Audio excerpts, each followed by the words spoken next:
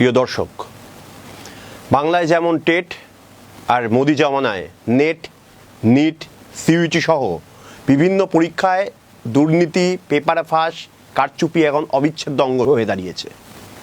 আর এগুলো চালাচ্ছে national testing agency বা এনটিএ, যাদের মাথায় বসে রয়েছে আরএসএসের নেতারা। এরা দেশের ছাত্র যুব সমাজের সাথে বেইমানি করেছে। আর এই একটা নির্বাচনে জিতেই এই সত্যগুলো মিথ্যে হয়ে যায় না। তাই আমরা এই সময় এসএফআই দাবি জানাচ্ছি, দ্রুত সুপ্রিম কোর্টের তত্ত্বাবধানে উচ্চ স্তরের একটা তদন্ত করা উচিত। ইতিমধ্যেই আমরা নিট এবং নেটের মতো পরীক্ষায় দুর্নীতি এবং প্রশ্ন ফাঁসের বিষয়টিতে সুপ্রিম কোর্টের তত্ত্বাবধানে তদন্তের দাবি জানিয়েছি। সেই মতো কেস ফাইলও করেছি সুপ্রিম কোর্টে। লক্ষ্য একটাই, যাতে পরীক্ষার্থীরা ন্যায় বিচার পায়।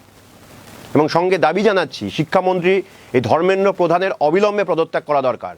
সাথে তার যে নতুন 2 সাকরের যে শিক্ষা প্রতিমন্ত্রীগুলো, তাদেরকেও পদত্যাগ করতে হবে, যার মধ্যে একজন রয়েছে বাংলার বিজেপি নেতা সুকান্ত মজুমদার। এবং এই শিক্ষামন্ত্রীকে জিজ্ঞাসাবাদ করতে হবে। তাছাড়াও আমরা বলছি যে পিএইচডি ভর্তির জন্য যে বাধ্যতামূলক নেট স্কোর, তা প্রত্যাহার করতে হবে। এবং আগের যে ব্যবস্থা ছিল, ইউনিভার্সিটি যে পরীক্ষা নিত, বিভিন্ন সংস্থা যে পরীক্ষা নিত, তা ফিরিয়ে আনতে হবে।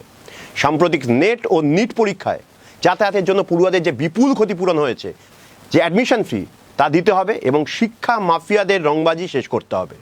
এই অপদার্থ মোদী সরকার আর তার প্রিয় জাতীয় শিক্ষানীতির এই অংশ হচ্ছে এনটিএ, তা বাতিল করার জন্য আমাদের এই লড়াই। কিন্তু সেই লড়াই শুধু আমাদের একার নয়, সাথে আমরা চাই সমস্ত পড়ুয়া, পরীক্ষার্থী, অভিভাবক, শিক্ষক সমাজকে।